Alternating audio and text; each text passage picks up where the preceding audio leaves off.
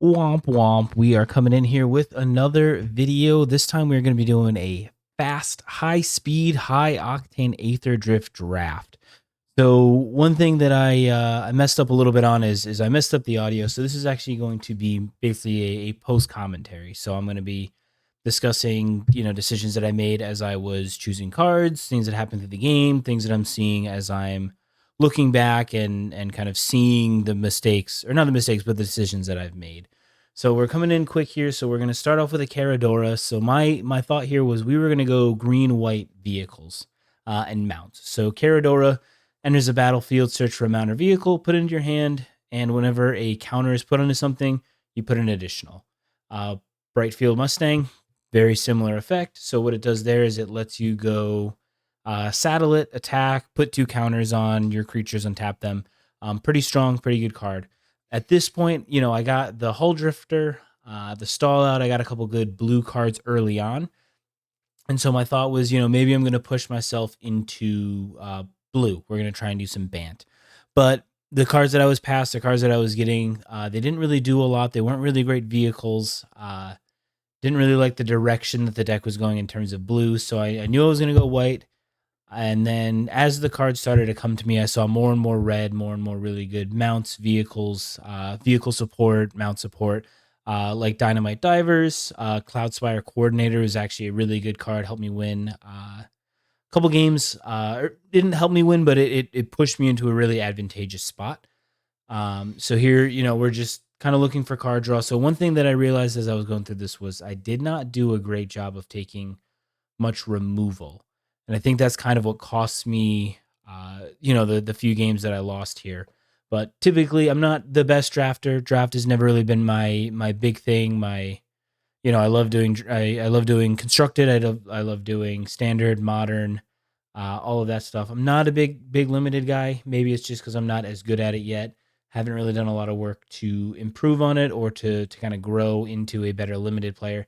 But I wanted to give it a try here. So ended up picking Samut. I thought, it'll be kind of cool, 6 mana, play Samut, get some reduction. I've got a couple cards that care about starting your engines, not a ton. Was kind of looking for some form of card draw, some sort of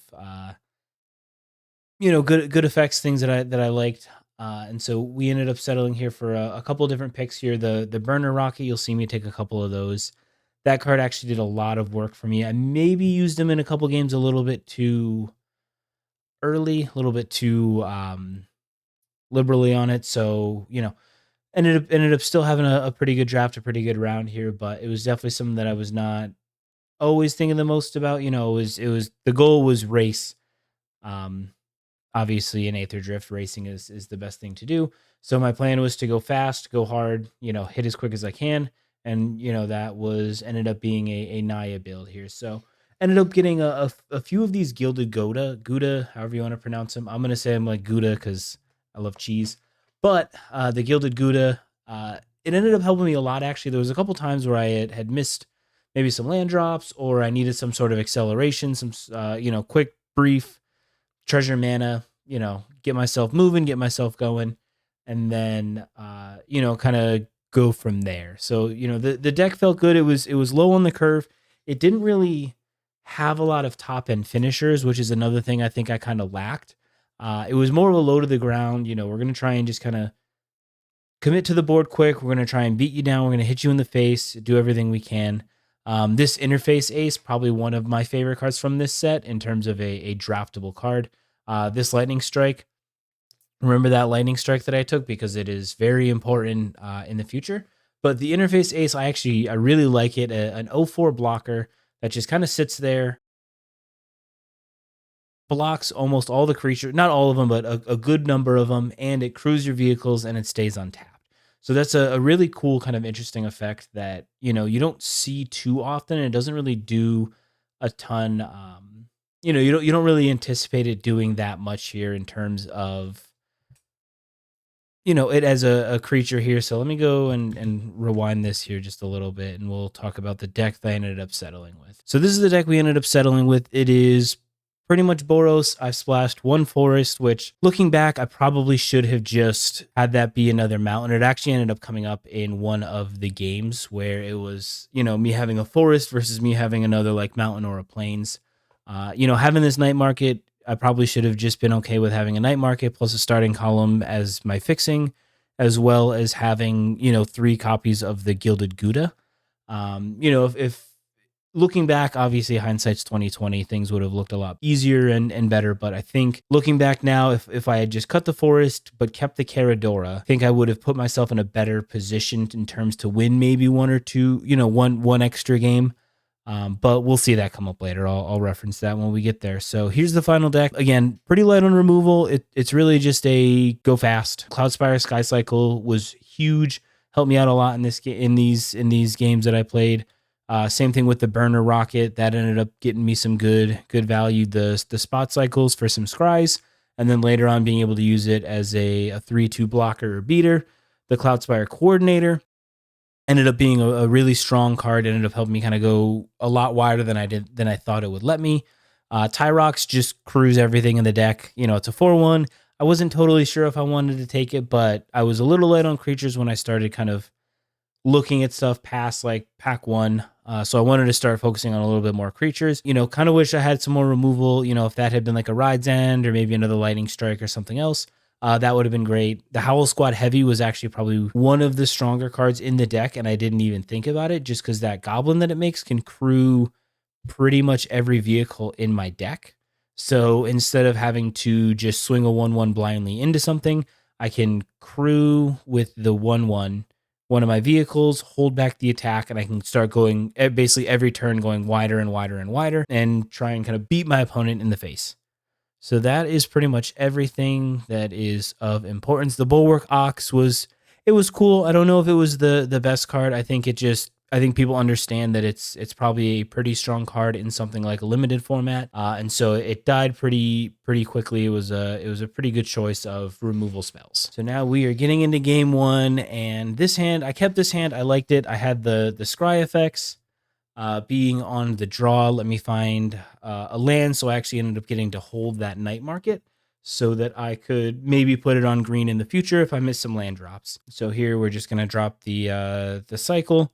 Now the plan here is to find a land, which we do not, but we do get the Goda, so that'll end up letting us kind of make up for these missed land drops. Now, like I said, we typically want to put that on green, but had a lot of red cards in hand, really needed to be able to produce red, be able to cast my spells. Kind of an important thing. So now here it's, the thought is, maybe I try and crew up the cycle, but really, I'm going to hold it back. I'm going to let it be a blocker. I'll take this trade. I'm totally fine to lose a 3/2 and not have to, take damage, let them, up their engines, start or increase their speed, whatever it is. So here, like I said, this is where we're going to take that trade, which I am totally okay with. I'm not super worried about the cycle. It's really just it's a value card. It's a Scry 2 card. But now here's where things start to get pretty good. We're going to go with the heavy. Now we're going to be okay with this trade. We did miss a land, but if they take this trade here, we're still up technically a land. So that helps us out. That looks good. And now we've got a Cloudspire next turn, which we can use to start kind of buffing up some stuff. And with this block, the way that they did it, it actually lets us make this Cloudspire a lot stronger because now it's even harder. It's going to be a very tough block for them no matter what they play. Because a 4/4 that is goaded, or not goaded, 4/4 saddle, make a treasure, replenish the resources that I just lost here.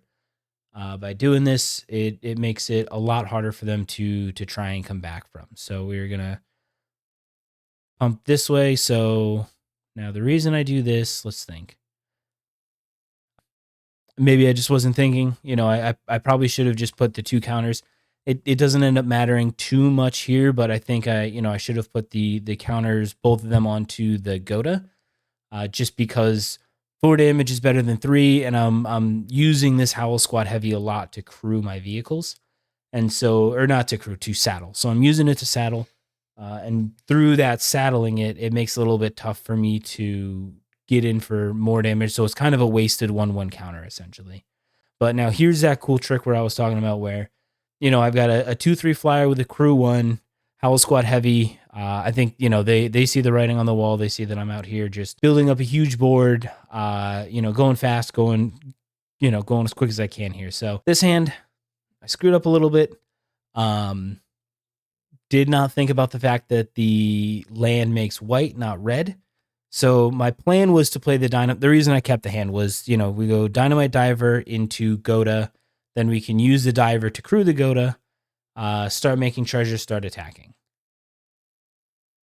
But unfortunately, we did not get to do that. So we're still in a decent spot, but I'm just going to be going with the Diver. Now, here's a point where I'm okay to take this trade because I've got a backup, and really my main goal, like has been in the past, it's just to make treasures.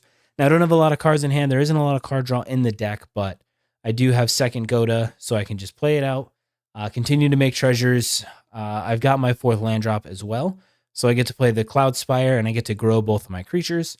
Really ends up helping out here. Kind of puts me into a little bit of a better spot, and it gives me treasures that, since I've got a lot of 2 lands, I can hold back my creatures, or not hold back my creatures. I can hold back my treasures for maybe an explosive turn a little bit more in the future. So something that ends up coming up a couple times is being able to kind of stockpile those treasures, even if I'm missing land drops. So now I wouldn't suggest doing what I did. Keeping 2 land hands with the Gilded Goda, because typically you're going to see a lot of removal spells, but it's not too bad. Here we get to continue to push in some damage. Now I hold back this Diver for 2 reasons. One, I can either crew the Cloud Spire Sky Cycle if I want to, or I can use the Dynamite Diver basically as a blocker, and then that'll let me ping for 1. So here, I'm going to just offer, or no. So here, the thought was I'm going to maybe block if they use the exhaust ability. Even if they kill my Dynamite Diver, it doesn't really make a difference, just because I can use the 1 damage of ping that it does to hit their creature for the final point of damage. And now we're shipping in for damage. So like I said, the goal of this deck was to go fast. Was to burn and to hit them in the face as hard as I can. So that Lightning Strike is it's not the end of the world. I'm not super worried about it. I think the plan here, like I said, I think this is where I start looking at trying to use the Dynamite Diver as my kind of not like win condition, but as just my effective removal. So I've grown it to the point where even if they exhaust and grow their creature, it really doesn't matter. And then this is, kind of that thing I was talking about where they realize how good this Ox is. So really, you don't want to let it live for long, because if I can start saddling that thing and start attacking, I can really start to outgrow my opponent. I can start to kind of outdo what they're doing. Here, it's just a free, safe attack. They can take the trade if they want, but or not the trade, but they can take the block, the chump here. But at this point, my plan is to kind of hide behind this Diver a little bit, because anything that's got 3 toughness does die on its attack. So now we have our opponent in the tank a little bit. Now this is where things got a little bit, I guess, not fishy, not unintended because it's a shark, but things got very interesting. This, like I said, this Sky Cycle is an absolute banger of a card. Being able to put 2 counters on any of my creatures was pretty strong. Any of my creatures, any of my vehicles, anything like that. And so now, this is where the opponent starts to kind of take advantage of the fact that, 1, they've got 5 cards in hand. 2, I haven't seen any of my card draw effects, anything like that. Now I've got this Sky Cycle, but the Sky Cycle isn't really able to attack because they've got a 4/5. So now the hope is, get my engine started, maybe be able to use this thing to draw a couple cards later. But, I didn't know if they were going to take a trade, if they were going to offer offer a double block here. But I was totally okay with it. It ended up kind of working out pretty well. And I don't get to kill this Thunderhead Gunner, which is it's a 5/7 now. We end up killing the Pace Setter Paragon, leaving them with their Reacher, which makes it a little bit tough. But they're sitting at 4 life. I'm at 16, so this is where I'm starting to feel a little bit behind. Feeling like I'm very close to, if not going to lose this game. Mostly because I have up lanes in hand. Now, my opponent may not know that. The only place I can go with this damage is face, and at this point, I'm just basically trying to see where is my Lightning Strike, because that is about the only card that wins me this game. And so now this is where I am very happy that I took the Caradora. Now, it's only one game, obviously. I did a lot of deliberation on what I wanted to get. I kind of looked at getting the Goda. I looked at the burner, something that gets me some sort of good value. But at this point, with my opponent's never going to swing with their 5/7. They're basically just going to hold that thing back. They're going to wait forever, and then try and just, kill me with slow incremental damage where they're just going to start to kill my stuff, start to kind of wear me down.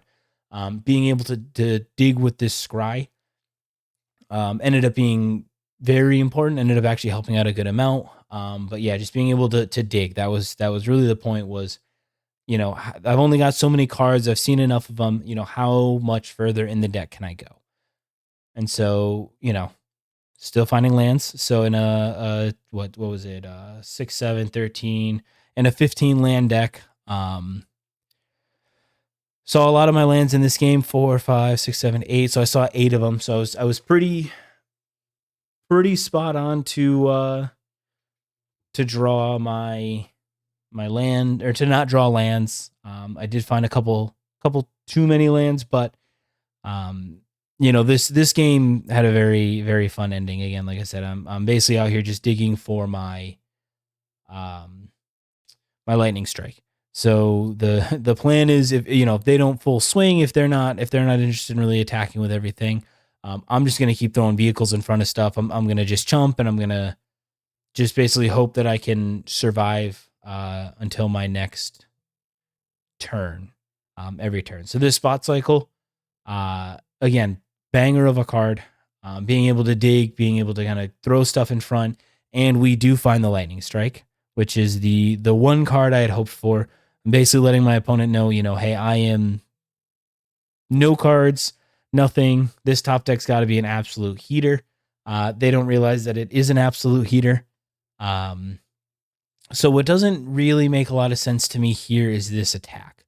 Now, I don't know why they didn't just push everything through.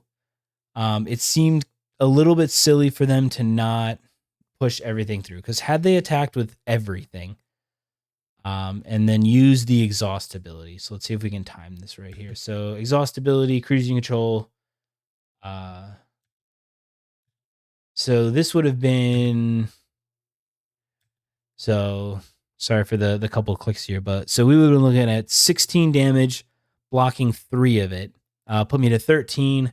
Outpace would have been able to put me down to 1. Now, not knowing obviously that I've got a Lightning Strike on top and they're at 3 makes it a little bit different. But I think the hope, or it didn't make a lot of sense for them not to just. I guess it does make sense for them not to swing, just because I can attack back with the Caradora, but try and push me even lower if they can. But it was still a close game. Get them to speed 4. They can do 2 to me for 2 damage, but it doesn't end up mattering. They use, I think, their last mana on some random card, fully tap themselves out, so I've got nothing to worry about. And then, yep, here we go. So they kill my Caradora. So I think their hope, or their thought, is that I can't get there, but scrying enough, you can dig deep enough, you can find your Lightning Strike to do exact lethal damage. We get the GG from the opponent, and we are having a good time playing. So this hand, I keep this hand. The main reason I keep it, 1 is I've got a draw spell. 2, I've got 2 Godas. So basically the plan is to go Goda into some sort of rare acceleration. This is the game, or one of those games where the treasure ends up actually making a bit of a difference. My plan is to just pump out treasures, use the treasures as kind of my missed land drops. The ox is good. I can saddle with it. Attack in, make some treasures. Now I don't get to make the what do you call it? Don't get to do the counters and stuff like that. But right now I'm not as worried. The plan is to start trying to kind of push some damage, push some advantage, see what I can do. So here we continue to make our land drops. Like I said, the plan is to use the treasures as ways to make my land drops. And then, again, I'm not as worried about attacking with the Gouda, just because it gets I've got the second one. So if I didn't have it, I probably would have held back on this attack. And this is one of those times where it was probably in my best interest to use the burner rocket. Other times, it didn't feel as necessary. But I do get to have the Gouda. I've got a couple cards here that are going to help me out a good bit. My opponent is stumbling a little bit. They're not really playing too many cards. I think they're just trying to figure out what exactly is going on, what the ox can do and all of that. So here, the goal is to, there's Gouda number 3. So now we're going to start to grow my creatures here. The ox getting to use its ability to grow itself, I believe, is where I put the counter. Nope. So we do the smart thing of growing the Gouda, just because the Gouda helps us. It punches through a lot of their stuff that I've seen. I don't know if they were just playing mono white or what was going on, but they just snap, concede. They didn't really like what was going on. I think that they saw there was some writing on the wall, maybe. So yeah, we got an easy win there. Moving into our next round. This one I have the right mountain, plains, and the verge, so things feel a lot better. So now this is the hand where I get to do the diver on 1, turn 2 Gouda, turn 3 I can either hold up the burner, I can play the spotlight, cycler. There's a couple options. The world is my oyster, you could say, and I'm kind of excited about that. So having an early aggressive start, which is really what I built this deck around, was just to beat face, go hard, do what I can. And then this is where this is where the Cloud Spire really starts to shine. I think I didn't even realize that it scryed when it entered, which was huge. Bottoming both of those cards, I really didn't need another of the Gouda. It really didn't make a lot of sense for me to have a second one, even though getting the treasures is good. But I've already got 2 vehicles in hand. I've got a way to scry. I've got the burner, so I can start really going wide and using my my Cloud Spire to push myself into an advantageous position, just making blockers and stuff like that. So the kickoff celebration, I feel like every time I drew it, I was always looking at it and I was like, man, I don't know what exactly I wanted, like when I want to use this. Because there was a couple times where I'm like, I'm going to use this next. I'm going to use this next. And then I just never used it. And so here, like I said, we use the Gouda. We're trying to kind of pull them into a bad block, which they do, which ends up paying off really well for us.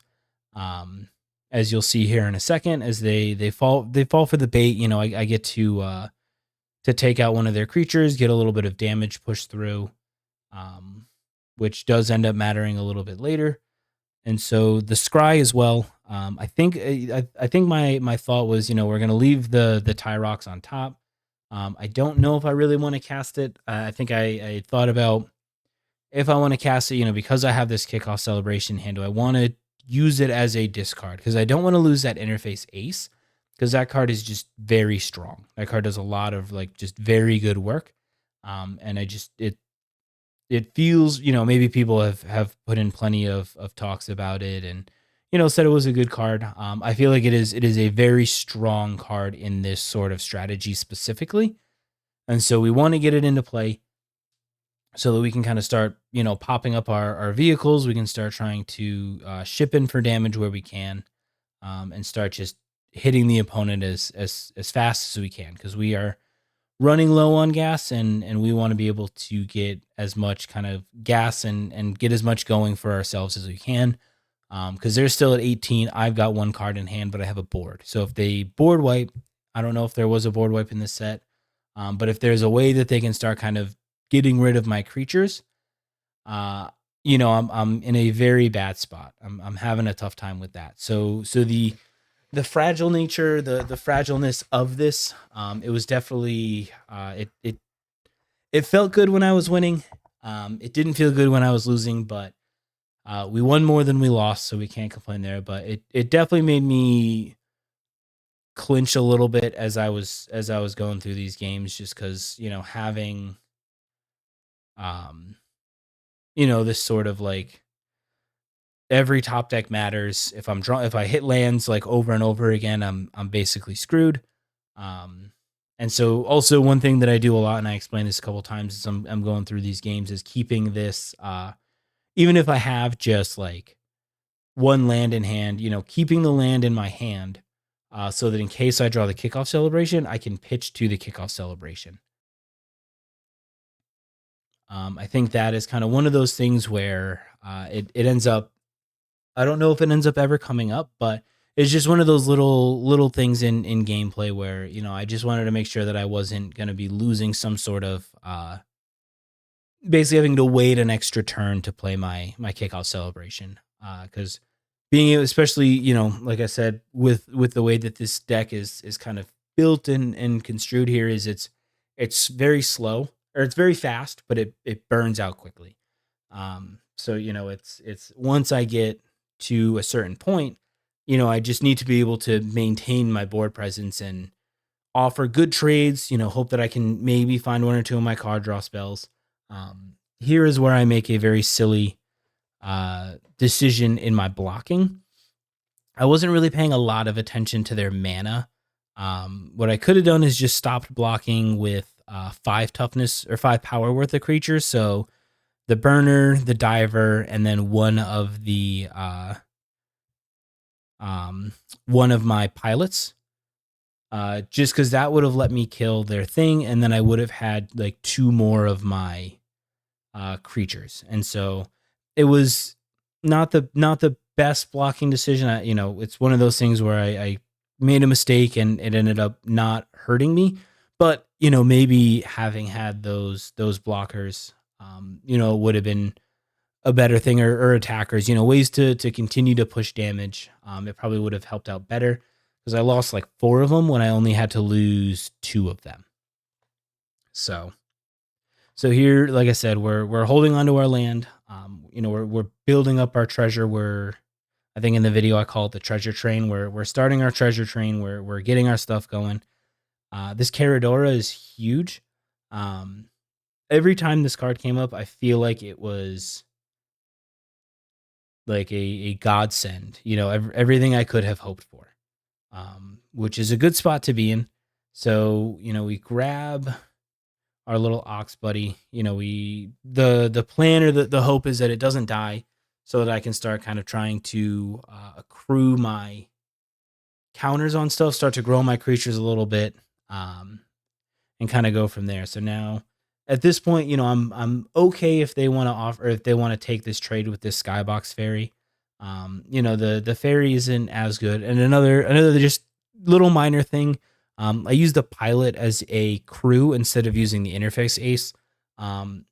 It didn't really end up making a huge difference, but just one of those things, having one extra block or one extra creature, whatever, would have been good. So at this point, I could have sacked the ox. I don't know if it really didn't end up making a huge difference, but maybe having that 4/4 round would have been much better. Again, didn't really make a huge difference in this game, if I'm remembering correctly, but it was one of those things where I kind of just was thinking about it, and I ended up not wanting to sack it. I wanted to keep it just so that I could use the potential saddle ability, start to grow some stuff, and start to push a little bit harder in the damage department. So now here's my second ace. So again, love this card. Great common. It lets me just crew all of my vehicles, mount all my saddles, and start to do some silly stuff.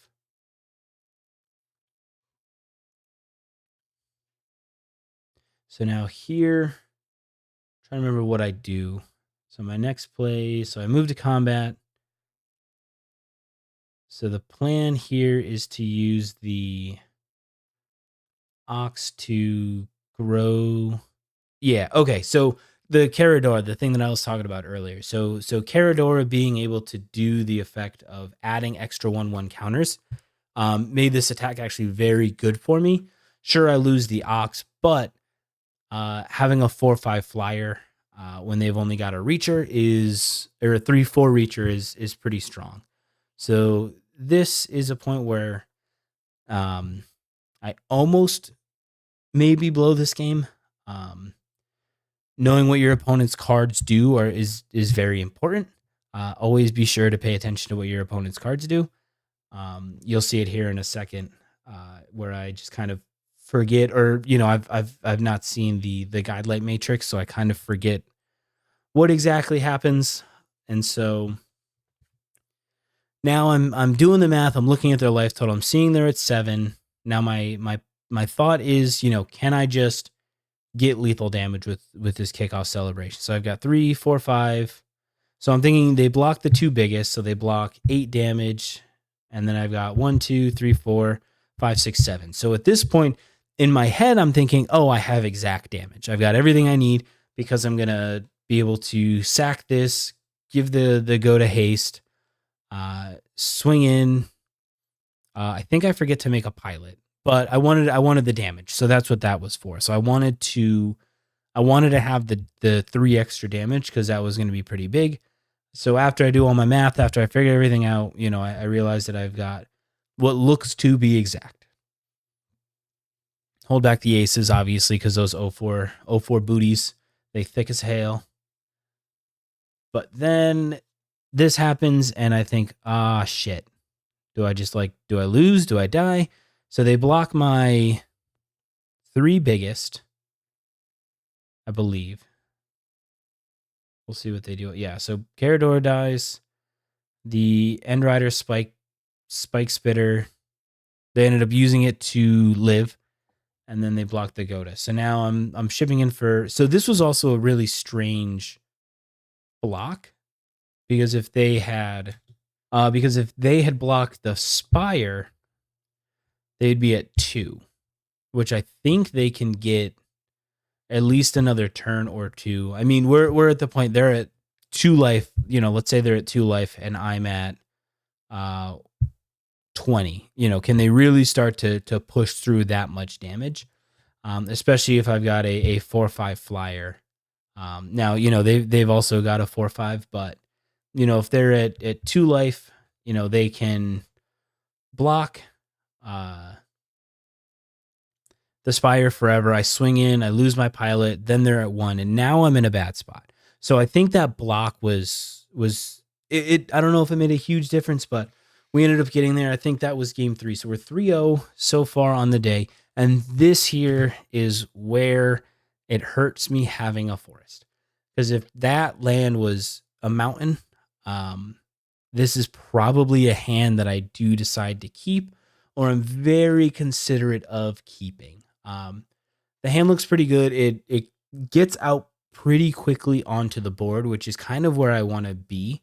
The dynamite plus the burner, I can either use it to kill something with up to 4 toughness, or I can just crew swing in for a 3/5.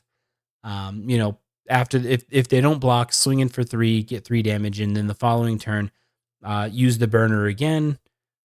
Use the diver, crew it, swing in for 3, and start to push some damage through. But I have to mulligan here. So again, here I am just talking about that being a mountain.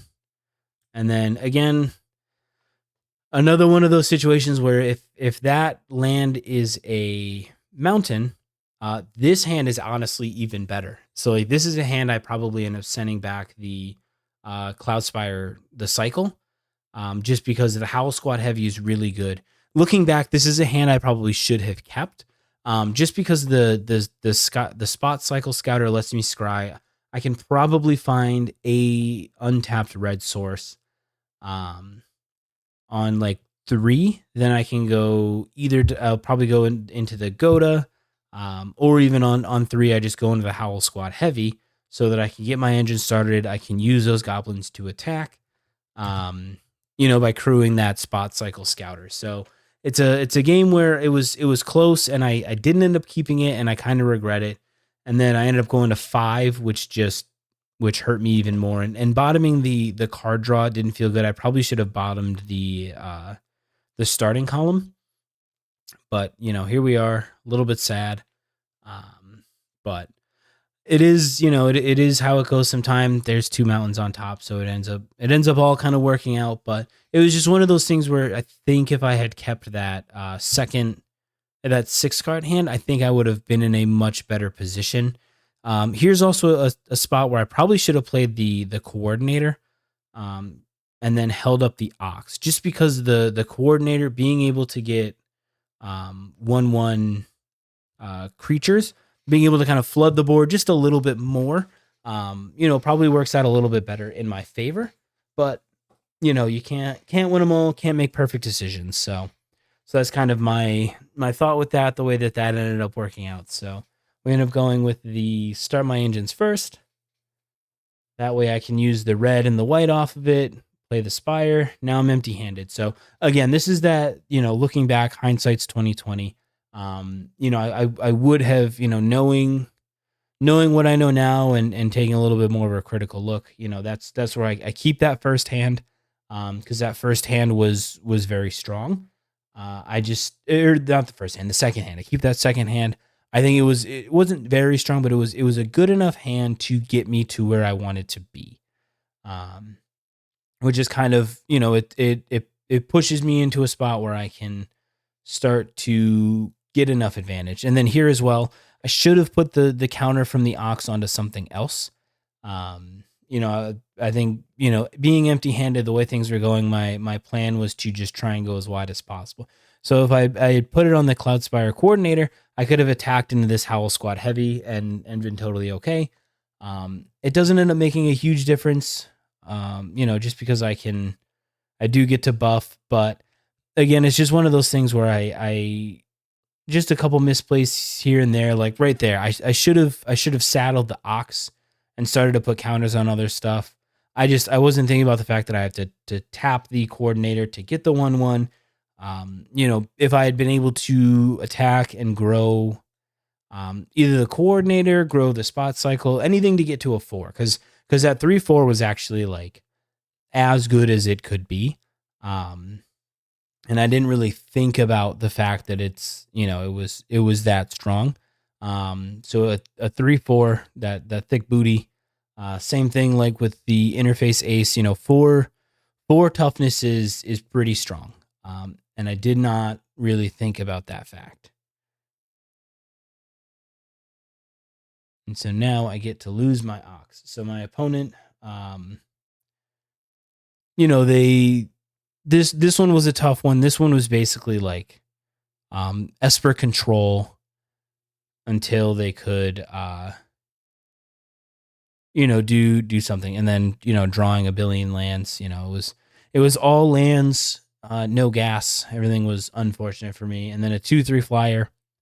So this is one of those situations where, like, had I grown the scooter, or something else with the ox early on, maybe I'm able to start to kind of to push through a little bit more damage.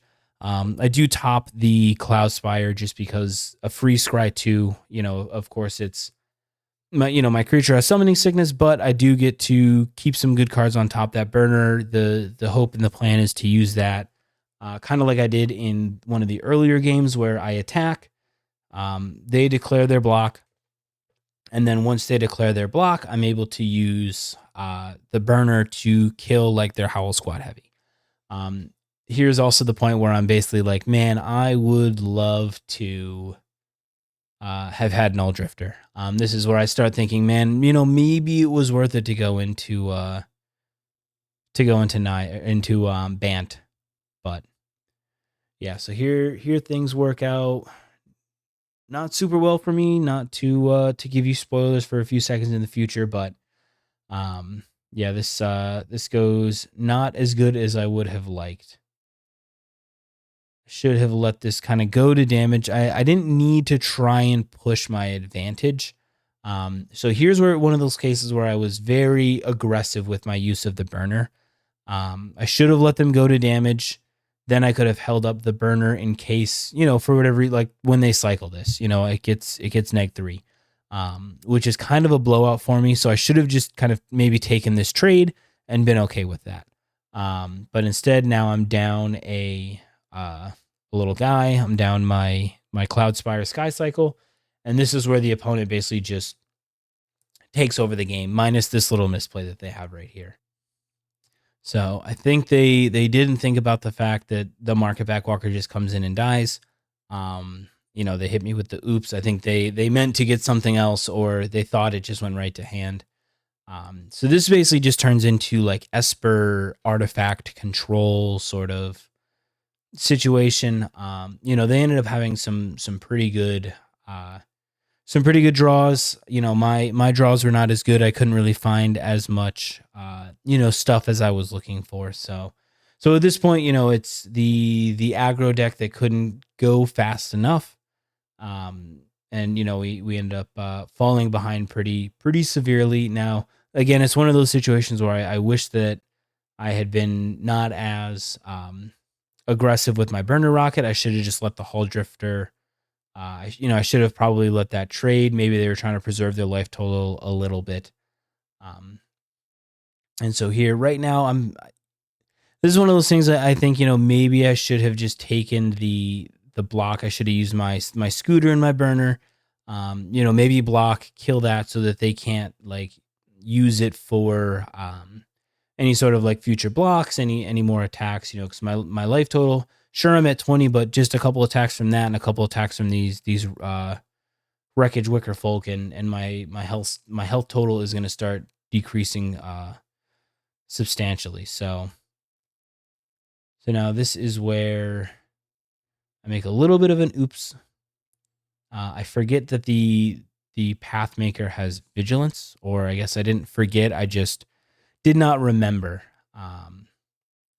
which kind of again blows me out a little bit. So what I should have done, like I said last turn, when they attacked, is I should have tapped, blocked here. Now I lose my two artifacts, but it's not the end of the world, because now I've still got my I've got my mechanic, I've got my Cloudspire, I've got my creatures that I want to use, and I've got my power, I've got my creatures in play that don't need to crew, and then having this Tyrox is pretty good.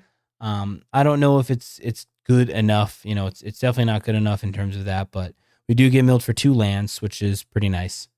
And so now at this point, we're just kind of floundering.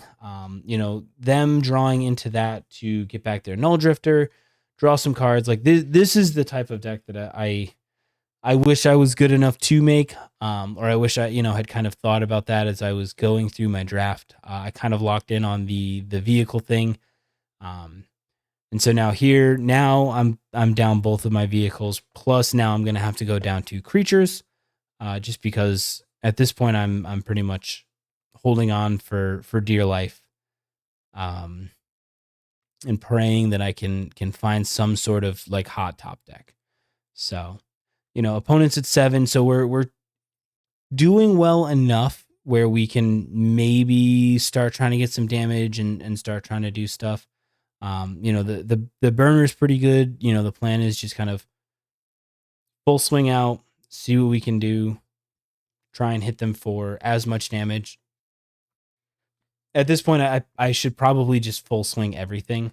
I think that was another mistake that I made, because they're at such a low life total.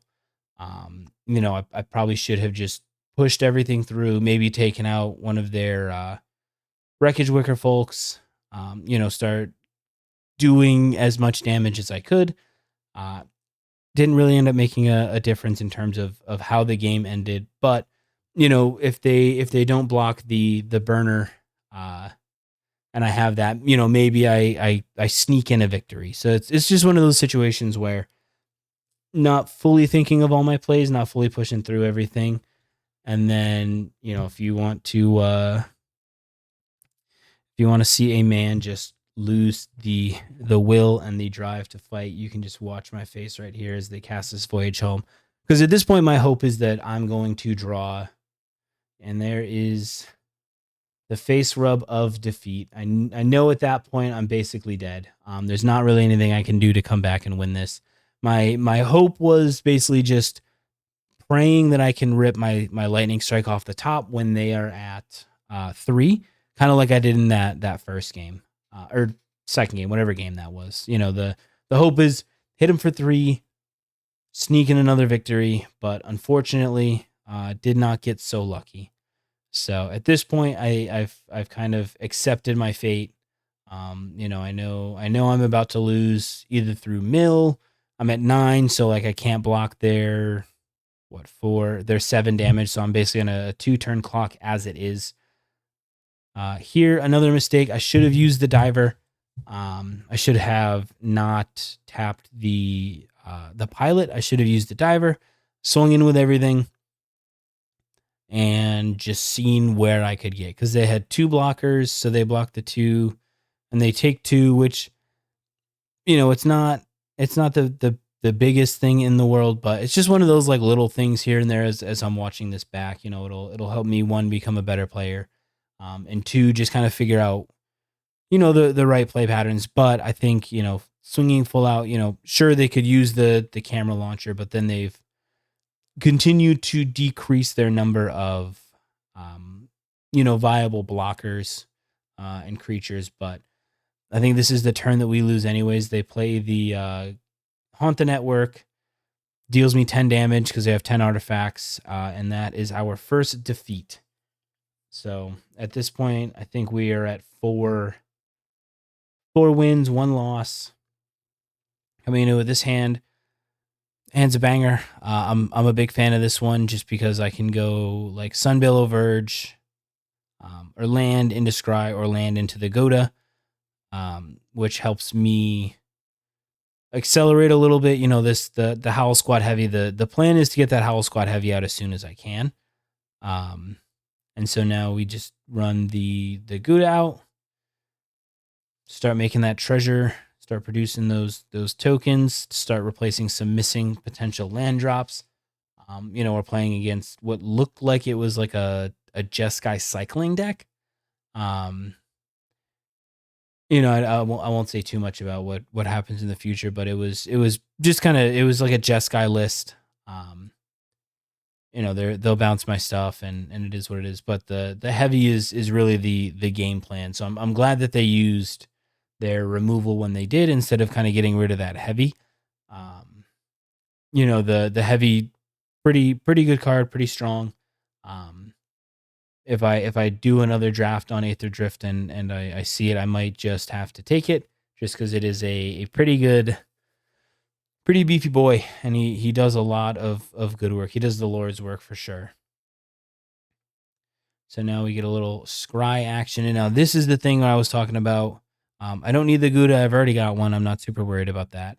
But this is the thing that I was talking about, where I can start to use my goblins as, crewing fodder if I want. So right now, obviously, they've got no blocks. Probably would have made sense to use one of them to crew, get in for 6 damage versus 4. Again, just these little things that as I'm playing and watching this back, kind of help me understand where I wouldn't say failing, but just little mistakes that I'm making, little things that I'm kind of messing up on. So this is a good educational thing for me.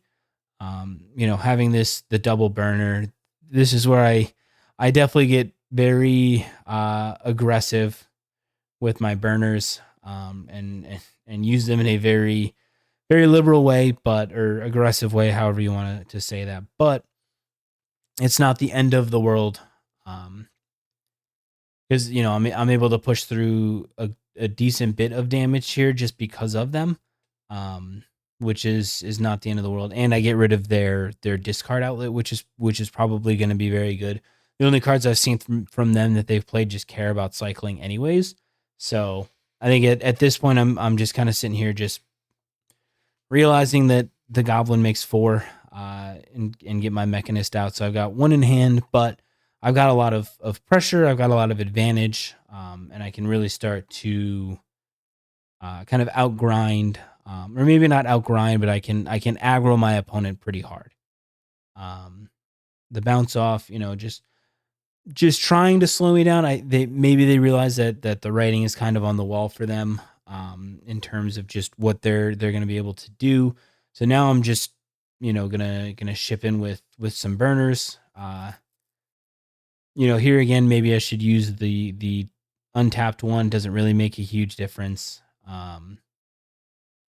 just because the goblins can attack regardless. They've got haste, doesn't really matter. But being able to get some extra goblins, makes a little bit of a difference here in just a second. So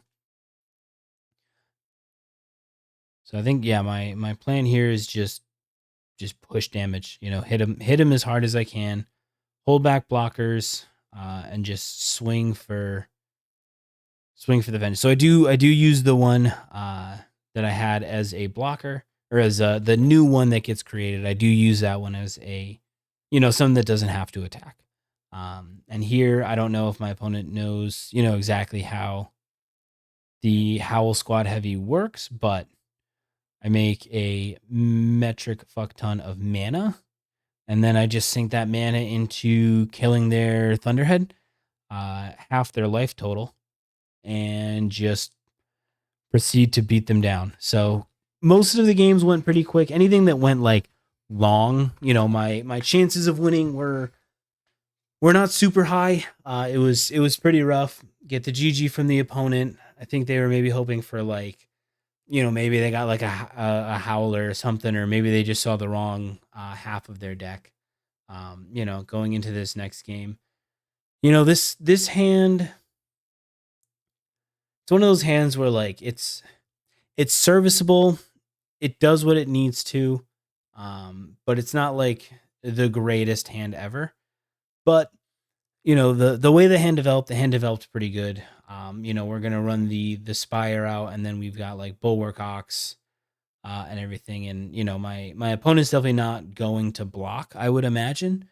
I like the idea of getting some card draw. I like the idea of getting the scry. So this is another one of those situations again, though, where the kickoff celebration kind of comes up, but it's like, what do I want to discard? Am I interested in discarding lands right now? I've got four lands, 4 turns worth of lands, but am I interested in losing my lands? Am I not? And so, here we just get the train going. So we're gonna start off with the ox, then we'll play the diver, see if they've got some sort of whatever, and they do have the interaction. So basically the the ox, like, very rarely resolved, but when it did, it felt good. It felt like it was a strong card, so it seemed pretty good. Now I don't want to swing with the Cloud Spire, and maybe that's a mistake. Maybe I'm hoping, or maybe they're not. They are going to block it, but my hope there is basically just continue to use my divers to, just ding my opponent for damage. I think they're using their Guidelight Optimizer as basically just a free activated ability mana. So this one ends up, this is kind of an interesting decision by the opponent, to go for that. Now losing the Cloud Spire is unfortunate with the way that my hand kind of was getting ready to develop. The go to, again, just being able to make treasures, having that interface ace and everything like that. But the main problem really just ends up becoming, I've got this kickoff celebration in hand, but I don't want to get rid of the Goda. Maybe I want to get rid of the next card. So, maybe that's one of those situations where I should maybe keep the Goda on top. keep the land under it, so that I can play the Goda, play the land, or play the Goda, draw the land, and use the land as like a discard effect. So they do know. I guess my opponent knew about the tech. They knew that you should tap down the interface ace. It's pretty good. It do be doing the beats, and now here we get to watch our opponent kind of, make a little bit of a silly decision. I don't think this was the best decision for them, but you know, some people just it be like that. So this one is it's an attack I don't think that they should make. It's a crew I don't think that they should make. And again, I'm just looking at that kickoff celebration. Like, next card I draw, I'm gonna get rid of it. Next, I'm gonna use it, and I never end up doing it. So yeah, I'm gonna let them attack this, because the Spire in my deck is significantly better than the one in theirs, and so I've got a 3/2, and then I get to use the death trigger from the diver to pick off this last possession engine. Do the last point of damage for it, which gets me back my Spire, which helps me kind of push back into a little bit more of an advantageous position, especially with that burner rocket. So again, just sitting here thinking, it'll be the next card I discard, the next card I discard. So every time I'm sitting there thinking that. So they take that. So now I think at this point I'm kind of fine for a trade. I'm thinking about whether or not I want to try and get any damage. Inevitably decide to get the damage just because I want to get the trigger off of the Spire. To be honest, like I think the Spire making the dudes to go wider is just a better play than just kind of sitting back and holding stuff and not being aggressive with it. So this Howler sure is a magic card.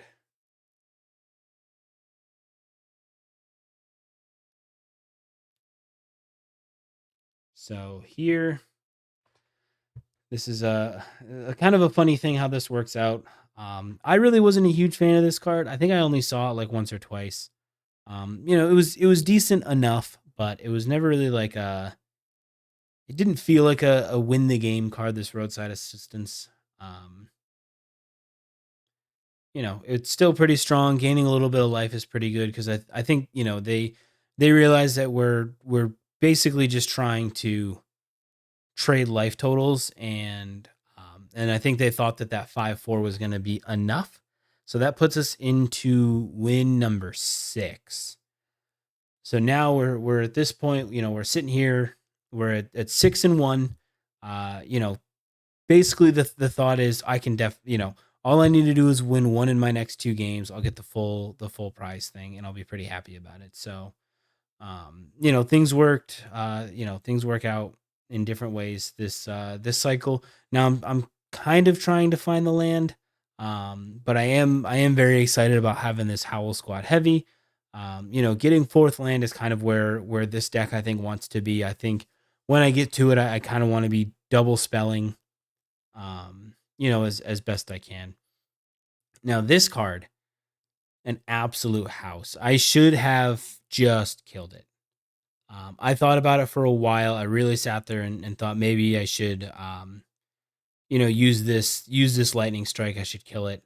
And it did end up mattering a good bit. So I think unfortunately, I made a little bit of a silly decision in terms of not just killing that. I don't think I realized how good it is if you're in like a green white mounts type deck.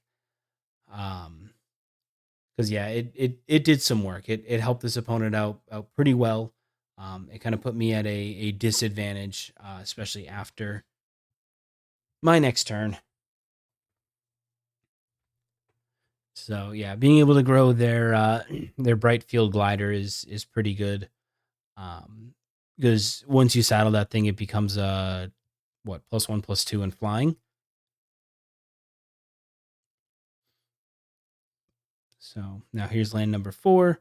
Now I try and deal with it, and like I said, this was kind of I would say it was a fairly big turning point in the game, just because them being able to continually pump their other creatures. It hurt me a bit, and I think I should have, like I said, I should have kept I should have lightning striked. I should have killed it earlier, but unfortunately, I made a silly decision there.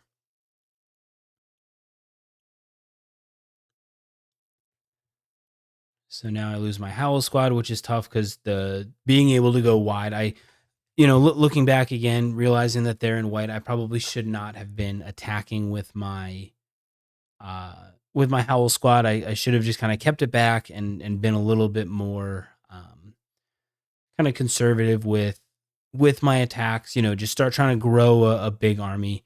And again, here another one of those situations where I don't think this was the smartest decision to use that. Now it does take the trade, which is, it's okay enough. I don't know if it was a good enough trade for me to really for it to be worth it. I don't know if it was a worthwhile trade on that. But now I think the hope here is I can crew my vehicles. They're at 12. I'll put them down to 7, and just basically pray that I can get enough damage through, and see where I can go. I would have loved to have drawn the other copy, or the one of the forest, or find any of my Godas or anything like that. But now at this point, we're kind of just trading trading life totals a little bit, going back and forth. They're gaining a little bit of life, I'm gaining a little bit of life, just trying to offset each other. But the offsetting does not end up working out very well in my favor as we go through here. So get to use the ace. Like I said, big fan of the ace. I also, I feel like a couple times I thought that the spot cycle had flying, which ended up throwing me off just a little bit. But here I've got my 4-3, my 3-1. So they choose to go for the trade, and it makes sense here in a minute or two why they do that. Just hoping to find my my gilded Gouda, start making treasures. Get the Caradora going, because if I could get the Caradora on, that would be I'd be in a much better spot. Here, again, just I don't know why I didn't use the interface ace. I probably should have. Having that thing be a 3-4 or an 0-4 and having a 1-1 untapped is probably pretty good, but it doesn't end up mattering. I end up losing my cycle anyways. And at this point I'm kind of behind, where me and my opponent, we're still pretty evenly kind of matched and paired up. Trying to figure out about this Dynamite Diver attack, because if I attack with it and they block with the Lotus Guard, I'm in for a world of hurt. But if they block with this Lagarin, I can get through. So they do fall for the block, which lets me use the 1 point of damage to kill it, which it's good. I don't know if it's good enough. It's one of those things where I stumbled a little bit too much in these next couple draws, I think, and it hurts me. It hurts me a decent amount, which is the problem. Our opponents got some good.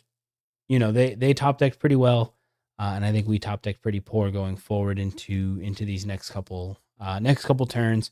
I'm on a 9-turn clock if they don't do anything else. And so there's land number 1. And, where we probably pretty low. I think we're a 41 card deck with like 15 lands, because we're pretty low to the ground. So at this point, I'm debating whether I want to attack. I'm trying to think, is it worth it to try and push in some damage? Ultimately, I do decide to do the attack. Now, is it the best attack? Probably not.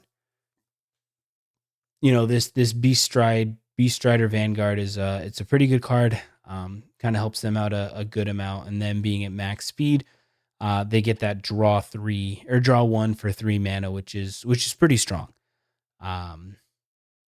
But like I said, there's land number 2. I think I just kind of flounder for a few turns. Not to spoil the end of this game, but I flounder for a couple turns in a row, and just kind of inevitably die, because I see a good bit of lands. And so, we've got the Ox. We're gonna hold the Ox back.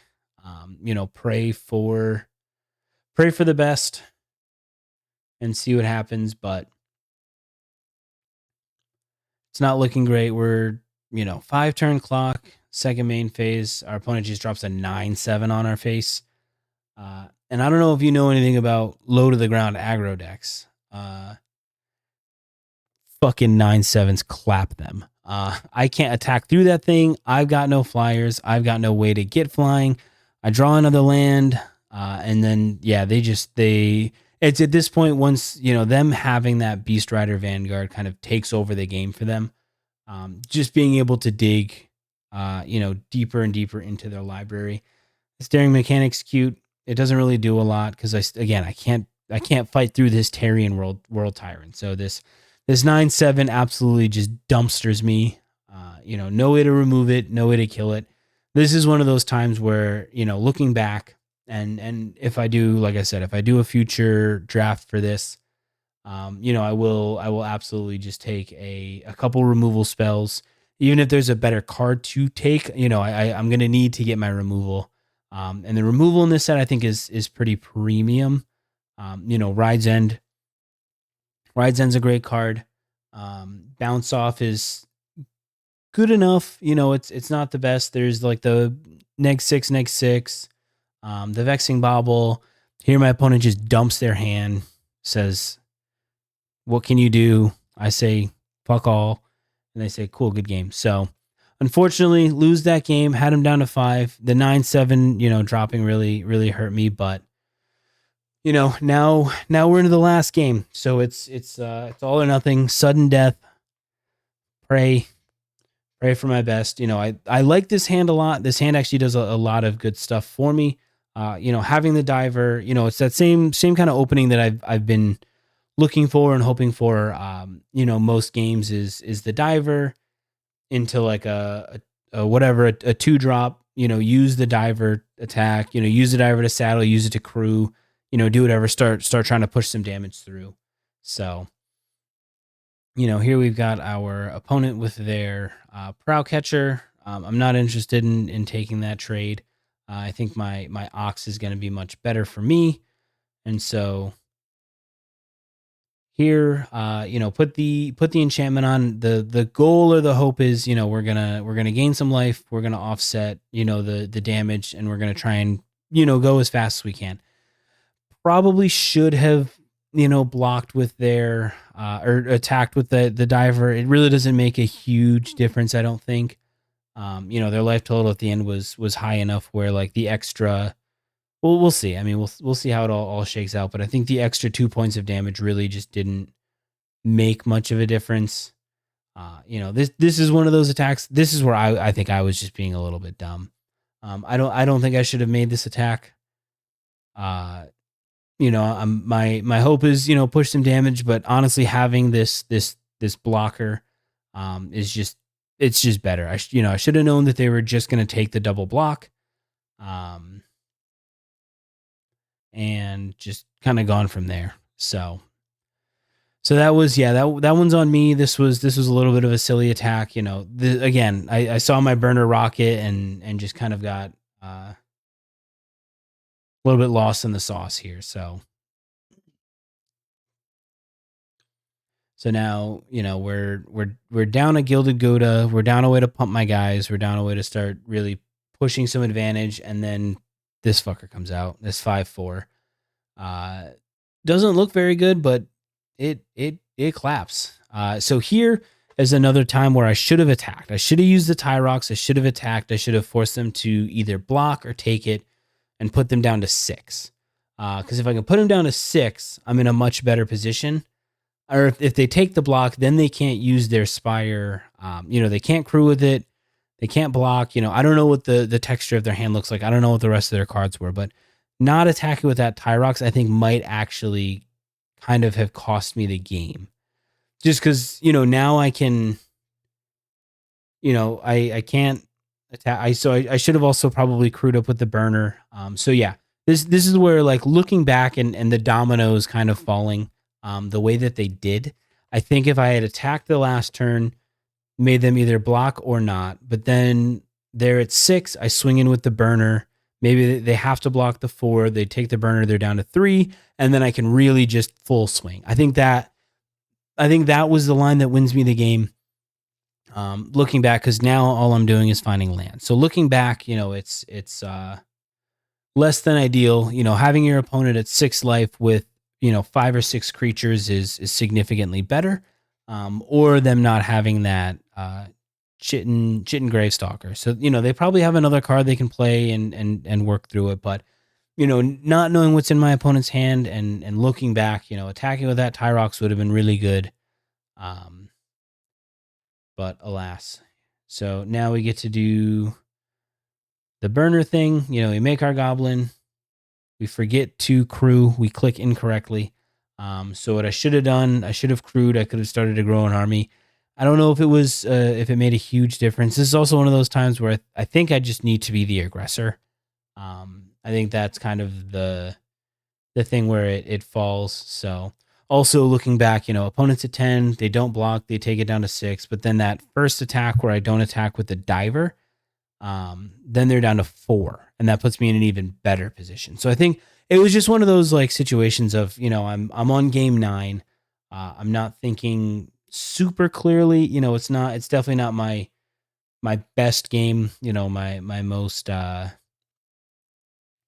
what do you want to call it? It's not my most well played, well worked through game, but it was, it was still a good game. There was just a couple misplays, couple, I didn't fully think everything through, which kind of cost me the game in the end. And I think that was kind of the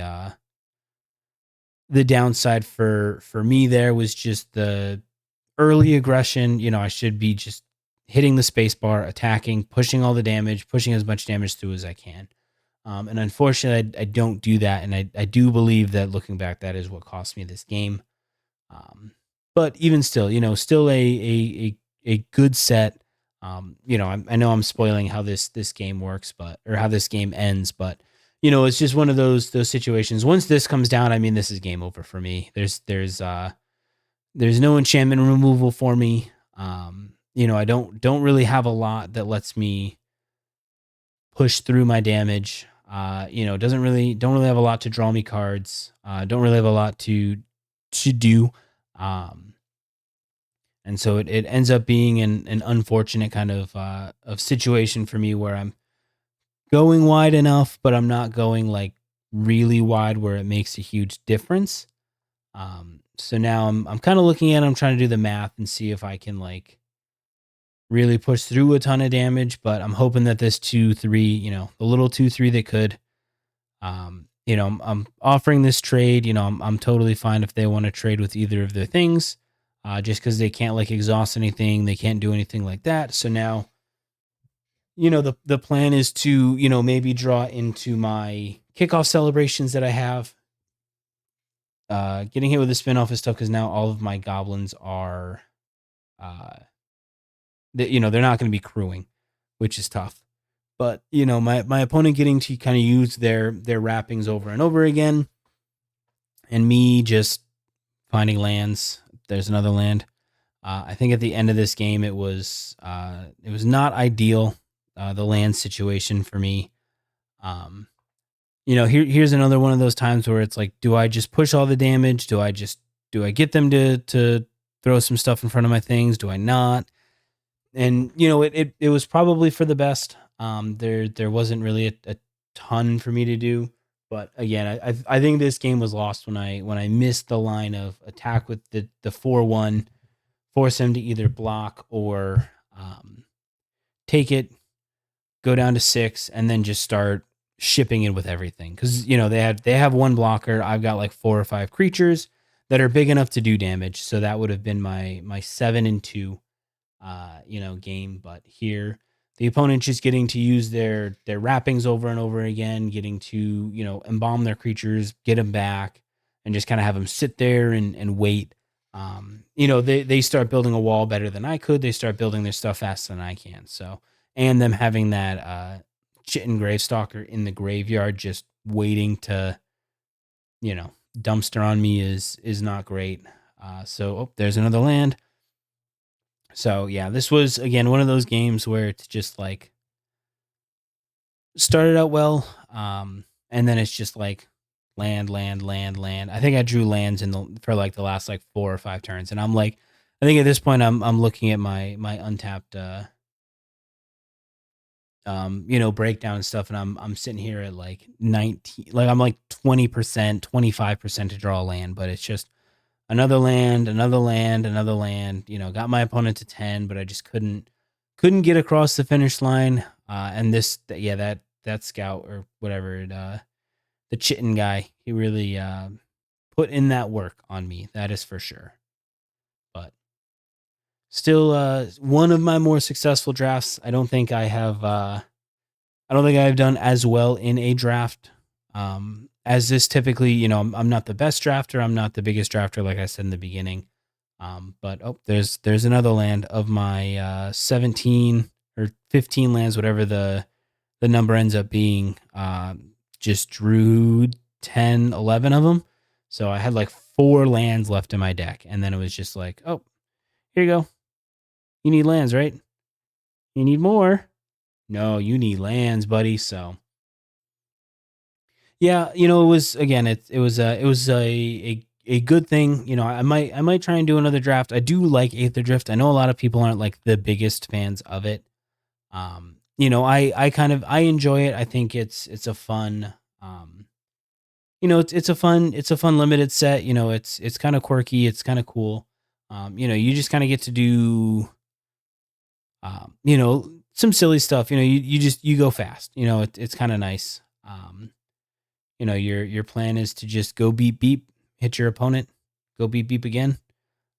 Or you get to play with artifacts, which who doesn't love some artifacts? Who doesn't love little blue white? But here, this is one of those like, I'm pretty much dead, and I'm trying to figure out if I can do 10 damage, and I really can't, which isn't great.